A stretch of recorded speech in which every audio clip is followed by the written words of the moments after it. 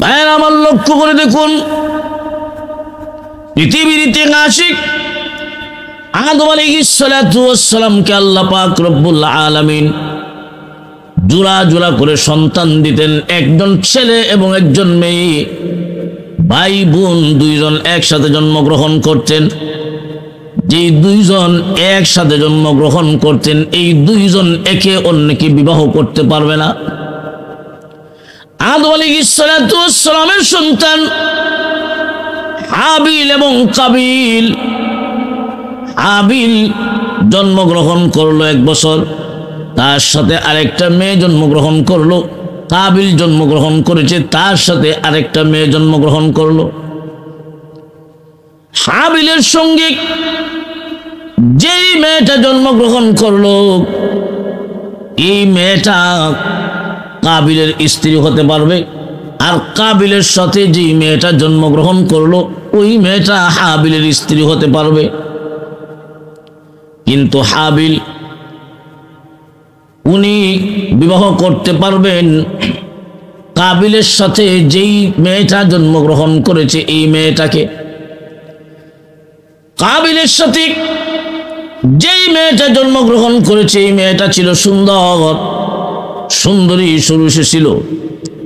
আদম আলাইহিস সালাতু ওয়াস সালামের শরীয়তের বিধান অনুযায়ী কাবিলের সাথে জন্মগ্রহণ করনেওয়ালি মহিলা ওই মেয়েটা হাবিলের ভাগ্যে হাবিলের স্ত্রী হতে পারবে।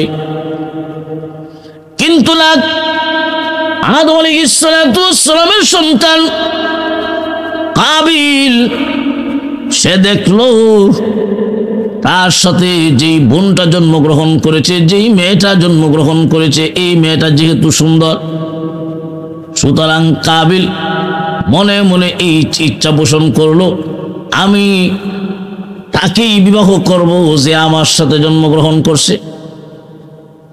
অথচ আদম আলাইহিস সালাতু ওয়াস সালামের শরীয়তে বিধান অনুযায়ী এটা হারাম।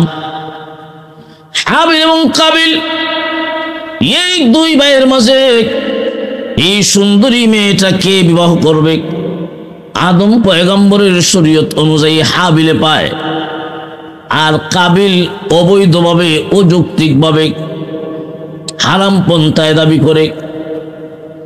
শেষ পর্যন্ত হাবিল এবং কাবিল এই দুজনের মধ্যে বাকবিতণ্ডা দেখা দিল। তখন কাবিল তার ভাই হাবিলকে বলে, আমি তোমাকে হত্যা করে ফেলবো, তবু এই মেয়েকে আমি বিবাহ করবই। আল্লাহ পাক রব্বুল আলামিন এই কথাগুলা কোরআনের আয়াত বানায়া বিশ্ব নবীর কাছে নাজিল করছেন। আল্লাহ পাক রব্বুল আলামিন হাবিল এবং কাবিল তাদের ঘটনা কি ছিল, আল্লাহ পাক রব্বুল আলামিন এই কথাটা কোরআনের আয়াত বানায়া নবীজির কাছে নাজিল করছেন।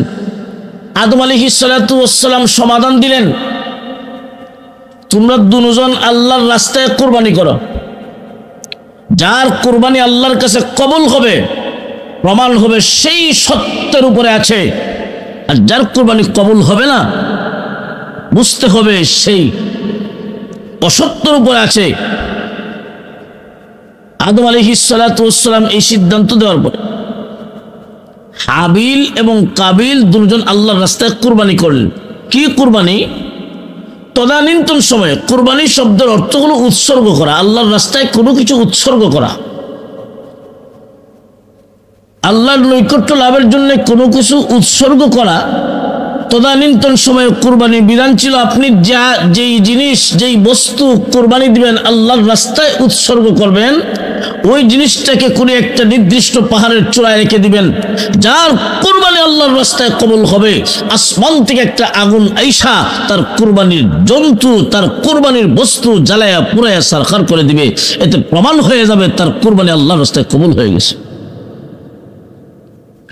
ভাইরা আমার লক্ষ্য করে দেখুন, আদম আলাইহিস সালাতু ওয়াস সালামের দুই সন্তান হাবিল এবং কাবিল দুজন আল্লাহর রাস্তায় কুরবানি দিলেন। একজনে দিলেন কিছু শস্য ফসল, আর আরেকজন কিছু তরি তরকারি। এই দুজন আল্লাহর রাস্তায় কুরবানির যেই জিনিসগুলা পাহাড়ের উপর রেখে দিলেন, মহান আল্লাহ আসমান থেকে আগুন পাঠায়াও মহান আল্লাহ হাবিলের কুরবানির জিনিসগুলা আল্লাহ জ্বালায় পরে সারখার করে দিলেন। এতে আল্লাহ বুঝাইয়া দিলেন, আদম পয়গম্বরের সন্তান হাবিলের কুরবানি আমি আল্লাহ কবুল করেছি। ভাইরা আমার, একদিকে হাবিল আগ থেকেই সত্যের উপরে ছিল, সঠিক পন্থায় ছিল, আর কাবিল অসত্যের উপরে ছিল। আদম আলাইহিস সালাতু ওয়াস সালামের কথা অমান্য করলো। আল্লাহ পাক রব্বুল আলামিন কুরবানির মাধ্যমে প্রমাণ করাইয়া দিলেন, হাবিলের কুরবানি আল্লাহ কবুল করে প্রমাণ করাইয়া দিয়েছেন পয়গম্বর আদম আলাইহিস সালাতু ওয়াস সালামের ছেলে হাবিল সত্যের উপর আছে। যখন কুরবানি দেওয়া হইল না, তখন কাবিল জিদ ধরে গেছে যে বিয়া করবেই, সিদ্ধান্ত নিয়েছে আমি বিয়া করবই, সুতরাং আমি তোমাকে হত্যা করব। কাবিল সিদ্ধান্ত নিয়ে নিল তার ভাই হাবিলকে হত্যা করে ফেলবে। আল্লাহু আকবার। শেষ পর্যন্ত যা নিয়ত করেছিল, যা ইচ্ছা ছিল তাই করে ফেলল। কাবিল তার ভাই হাবিলকে হত্যা করে ফেলল। এই হলো পৃথিবীর ইতিহাসে সর্বপ্রথম খুন, সর্বপ্রথম হত্যা। কাবিল হত্যা করেছে তার ভাই হাবিলকে। এটা হলো পৃথিবীর ইতিহাসের সর্বপ্রথম খুন, সর্বপ্রথম হত্যা। এখন আদম আলাইহিস সালাতু ওয়াস সালামের সন্তান কাবিল তার ভাই হাবিলকে হত্যা করে ফেলছে। এখন এই মৃত ভাইয়ের লাশটা কি করবে, এ নিয়ে বড় পেরেশানি পড়ছে। ওই সময় তো কেউ মারাও যায় নাই, আর কবর দেওয়ার বিধানও নাই, কবর দেওয়ার সিস্টেমও জানা নাই, যেহেতু কেউ মারাই গেছে না। এমনি মহান আল্লাহ কাবিলের সামনে দুইটা কাক পাঠাইয়া দিলেন। দুইটা কাক, দুইটা কাউয়া একটা আরেকটার সাথে ঝগড়া লাইগা একটা আরেকটাকে মেরে ফেলছে। কিন্তু মারার পরে কি করবে, এক যেই কাকটা মারছে ওই কাক নিজেই মাটির মধ্যে একটা গর্ত খনন করে মরা কাকটাকে মাটির নিচে ওই গর্তের মধ্যে ফেলাইয়া মাটি দিয়া চাপা দিয়া রাখলো। আদম আলাইহিস সালাতু ওয়াস সালামের সন্তান কাবিলকে আল্লাহ কাক পাঠাইয়া এই শিক্ষাটাই দিয়েছেন, তোমার মৃত ভাই হাবিলের লাশটা তুমি এমনি রাইখা যাইও না, গর্ত খনন করে ওই গর্তের মধ্যে দিয়া মাটি চাপা দিয়া রেখো। পৃথিবীর ইতিহাসের সর্বপ্রথম কাবিল তার ভাই হাবিলের লাশ মাটির নিচে দাফন করছে। সুবহানাল্লাহ। পৃথিবীর ইতিহাসের সর্বপ্রথম খুনি আদম আলাইহিস সালাতু ওয়াস সালামের ছেলে কাবিল, আর সর্বপ্রথম কাবিলই তার ভাই হাবিলকে মাটির নিচে দাফন করল। তবে হাবিল তো একদিকে আদম আলাইহিস সালাতু ওয়াস সালামের কথাও অমান্য করলো। আদম আলাইহিস সালাতু ওয়াস সালাম পয়গম্বর, অসন্তুষ্ট, সন্তানের উপর অসন্তুষ্ট। এই অসন্তুষ্ট অবস্থায় যাইতেছে আল্লাহ পাক রব্বুল আলামিন তার পয়গম্বর আদম আলাইহিস সালাতু ওয়াস সালামকে আল্লাহ দুনিয়ার থেকে উঠায় এনেছেন। আদম আলাইহিস সালাতু ওয়াস সালাম দুনিয়াত নাই, কিন্তু সন্তান কাবিল যে তার বাবার কথা অমান্য করে অপরাধ করেছিল, এটা তো ভিতরে ভিতরে গুতায়। দুনিয়াবাসী, কোন সন্তান যদি তার বাবার সঙ্গে মার সঙ্গে বেয়াদবি করে, ওই বাবা যেদিন পৃথিবী থেকে বিদায় হয়ে যায়, ওই দিন তার ভিতরে ভিতরে অন্তরে ধাক্কা লাগে, আমার আব্বা তো আমার উপর অসন্তুষ্ট, আমি আমার আব্বাকে কেমনে খুশি করি। ও মুসলমান ইমানদার, তোমার মৃত মা বাবাকে খুশি করার কয়েকটা পদ্ধতি আছে। একটা পদ্ধতি হলো তুমি নিজে নেককার হয়ে যাও, কারণ আওলাদ যদি নেককার হয়ে যায়, ওই তার নেকি নেক আমলের একটা অংশ তার মৃত বাবার কবরে আল্লাহ পৌঁছায়া দেয়।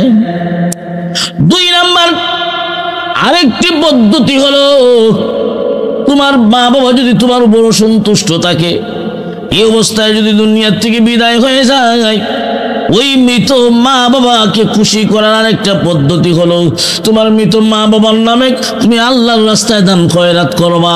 ওই দান খয়রাতের সব মহান আল্লাহ তোমার মা বাবার কবরে পৌঁছায়া দিবে। আরেকটা পদ্ধতি হলো তোমার মা বাবার বন্ধু বান্ধব যাদের সাথে মহব্বত ছিল, ওই মানুষগুলোর সাথে, ওই মুরব্বী মা বাবার সাথে তুমিও তোমার মা বাবার মতো আচরণ করো, কারণ তারা তো তোমার মা বাবার বন্ধু ছিল, তোমার বাবার বন্ধু ছিল, মহব্বতের মানুষ ছিল। আদম আলাইহিস সালাতু ওয়াস সালাম দুনিয়াতে নাই, কিন্তু কাবিলের মনে মনে এই কথাটা ধাক্কা দেয়, আমি তো আমার আব্বার কথা মানি নাই, আমার আব্বা তো আমার উপর অসন্তুষ্ট, এখন কেমনে খুশি করি। একদিন শয়তান কাবিলের সামনে হাজির হয়েছে। শয়তান কাবিলের সামনে কয়, তোমার আব্বা তো তোমার উপর অসন্তুষ্ট ছিলেন, কহ তুমি কি চাও না তোমার আব্বাকে তুমি খুশি করতে? এমন কোন সন্তান আছে যত বড় অপরাধী হোক, বাবার দুনিয়া না থাকা অবস্থায় যখন বিদায় হয়ে যায় তখন চায় আমি যে অপরাধ করেছি, কোন দিকে গেলে, কোথায় গেলে আমার অপরাধ আমি মোচন করতে পারবো, চেষ্টা করে যায়। তখন শয়তান পরামর্শ দিতেছে, তুমি অমুক পাহাড়ে যাও, ওই পাহাড় ওই জঙ্গলের ভিতরে যাও, তোমার আব্বা আদম আলাইহিস সালাতু ওয়াস সালামের চুরোতে আদমের আকৃতিতে একটা মূর্তি স্থাপন করা আছে। তোমার মৃত আব্বা আদম আলাইহিস সালাতু ওয়াস সালামকে যদি খুশি করতে চাও, ওই মূর্তির সামনে, তোমার বাবার মূর্তির সামনে গিয়ে সেজদা দিতে থাকো। শয়তানের এই হামফটিয়ার কথা শুনে কাবিল আদম আলাইহিস সালাতু ওয়াস সালামকে খুশি করার নিয়তে শয়তান যে ধোঁকা দিছে, কাবিলকে শয়তান তো আগ থেকেই তার হতে নিয়ে যাইতেছে। তখন কাবিল শয়তানের প্ররোচনায় তার মৃত বাবাকে খুশি করার জন্যে ওই জঙ্গলের ভিতরে আদম আলাইহিস সালাতু ওয়াস সালামের মূর্তির সামনে গিয়া সেজদা দিতে থাকলো। মুসলমান, এই হলো পৃথিবীর ইতিহাসে সর্বপ্রথম মূর্তি পূজা। আদম আলাইহিস সালাতু ওয়াস সালামের সন্তান কাবিল, তার থেকেই শুরু হলো মূর্তির সামনে মাথা আনত করা, আল্লাহ ছাড়া গায়রুল্লাহর সামনে মাথা আনত করা। ভাইরা আমার, আমি যেই কথাটা বলতেছিলাম, কুরবানির প্রথা শুধু ইব্রাহিম নবী থেকে নয়, কুরবানির প্রথাটা আদম আলাইহিস সালাতু ওয়াস সালামের দুই ছেলে হাবিল এবং কাবিল থেকে প্রবর্তিত। আদম আলাইহিস সালাতু ওয়াস সালামের দুই সন্তান হাবিল এবং কাবিল, তারা দুজন আল্লাহর রাস্তায় কুরবানি করলো। তো ওই সময় কুরবানি যে কোনো বস্তু কুরবানি দেওয়া যাইতো, যে কোনো বস্তু, যেই বস্তুটা আপনি আল্লাহর রাস্তায় কুরবানি দিবেন তা খাইতে পারবেন না, আপনি ভক্ষণ করতে পারবেন না, নির্দিষ্ট একটা জায়গায় রেখে দিবেন, আল্লাহর নামে উৎসর্গ করে দিবেন। যার কুরবানি কবুল হবে, মহান আল্লাহ আসমান থেকে আগুন পাঠাইয়া তার কুরবানির বস্তু, তার কুরবানির জিনিসগুলা জ্বালায়া পরে সারকার করে দিবেন। ওই সময়ের কুরবানির বিধান ছিল যেমন, এরই ধারাবাহিকতা ওই কুরবানির বিধান পয়গম্বর ইব্রাহিম আলাইহিস সালাতু ওয়াস সালাম পর্যন্ত আসলো। কুরবানি বিধান ইব্রাহিম আলাইহিস সালাতু ওয়াস সালাম পর্যন্ত আসলো। কিভাবে আসলো? যে কোনো বস্তু আল্লাহর রাস্তায় কুরবানি দেওয়া যাইতো, আল্লাহর রাস্তায় উৎসর্গ করা যাইতো, কিন্তু যে বস্তুটা উৎসর্গ করবেন, কুরবানি দিবেন, তা খাইতে পারবেন না। নির্দিষ্ট কোথাও আপনি রেখে দিবেন, নির্দিষ্ট কোথাও রেখে দেওয়ার বিধান ছিল। আল্লাহ পাক রব্বুল আলামিন আসমান থেকে আগুন পাঠাইয়া ওই কুরবানির জিনিসগুলো আল্লাহ জ্বালাইয়া দিতেন। যার কুরবানির জন্তু, যার কুরবানির বস্তু, যার কুরবানির জিনিসগুলা জ্বালিয়ে পুরে সারকার করে দিতেন, তারটা কবুল হয়ে গেছে, এটা প্রমাণ হতো।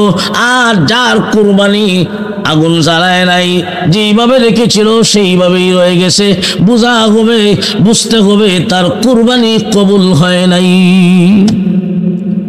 এই আদম আলাইহিস সালাতু ওয়াস সালামের সন্তান হাবিল এবং কাবিল থেকে কুরবানির প্রথা প্রচলিত হয়ে ইব্রাহিম পয়গম্বর পর্যন্ত আসলো, যে খাওয়ানোর কোনো বিধান নাই। আল্লাহ পাক রব্বুল আলামিন ইব্রাহিম আলাইহিস সালাতু ওয়াস সালামকে বললেন যে তোমার প্রিয় বস্তু প্রিয় জিনিস উৎসর্গ করো, কোরবানি করো। ইব্রাহিম আলাইহিস সালাতু ওয়াস সালাম শেষ পর্যন্ত প্রিয় বস্তু কি, ইব্রাহিমের কাছে কোন জিনিসটা সবচেয়ে প্রিয়, এখানে বুঝতে হবে যে ইব্রাহিম আলাইহিস সালাতু ওয়াস সালামের কাছে সবচেয়ে প্রিয় হলেন সন্তান ইসমাঈল আলাইহিস সালাতু ওয়াস সালাম। তার কারণ কি যে প্রিয় ইব্রাহিম আলাইহিস সালাতু ওয়াস সালাম ইসমাঈলকে বেশি মহব্বত করতেন, ভালোবাসতেন? নিশ্চয়ই কোনো কারণ আছে। তার কারণ হলো ইব্রাহিম আলাইহিস সালাতু ওয়াস সালামের বয়স 90 উপরে, বুড়া। আর এইদিকে ওনার স্ত্রী হাজরা আলাইহিস সালাতু ওয়াস সালাম নিঃসন্তান, কোনো সন্তান নাই, ওই 90 উপরে বয়স। আল্লাহর কাছে দোয়া করতেছেন, রব্বি হাবলি মিনাস সালিহিন, রব্বি হাবলি মিনাস সালিহিন।